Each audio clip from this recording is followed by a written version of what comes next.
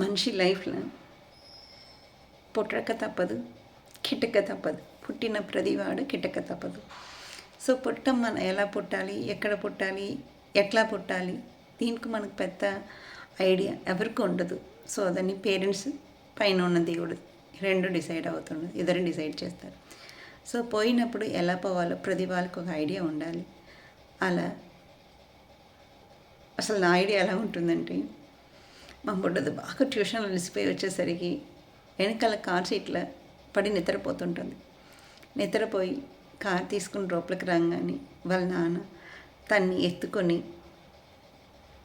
Bag అంతా మూసేసుకొని పైకి వెళ్ళి బెడ్ మీద చాలా ప్రేమంగా పడుకోబెట్టి తన కాళ్ళు నీట్గా ఉందా లేదని చూసుకొని ఒక వెట్ నాప్కిన్తో మొత్తం తుడిచేసుకొని తనకు శుభ్రంగా ఎక్కడ దోమ కుట్ట ఉండడానికి అన్నీ రెడీగా చుట్టూతో కంఫర్టర్ సాఫ్ట్గా ఉన్న కంఫర్టర్తో కప్పేసి రుదుటికి ముద్దు పెట్టి నిద్రపుచ్చడానికి నిద్రపుచ్చి ఎక్కడ మెడ నొప్పి వస్తుందో ఏమో అన్నీ చూసుకుని చెక్ చేసుకుని వెళ్తుంటారు. సో లెటర్గా మనకు వచ్చిన సాగు కూడా అంతే.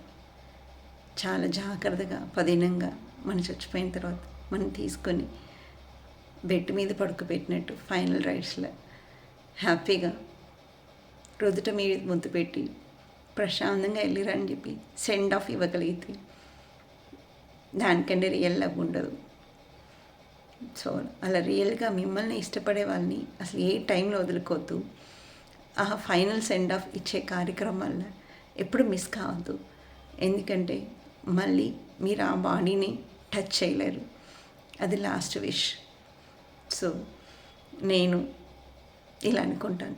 నేనంటే పడి చచ్చిపోయినంత ఇష్టంగా ఉన్నవాడు నా క్లాస్లో రుదుట మీద ముద్దు పెట్టి హ్యాపీగా ప్రశాంతంగా కళ్ళమట్ట నీళ్ళు పెట్టకుండా హ్యాపీగా వెళ్ళిరా, నువ్వు మిగిల్చిన పనులని నేను కంప్లీట్ చేస్తానని చెప్పి కాన్ఫిడెంట్ ఇచ్చినట్టు ఉండాలి. అంతేకాని కంగారు పడినట్టు ఉండకూడదు. ఓకేనా?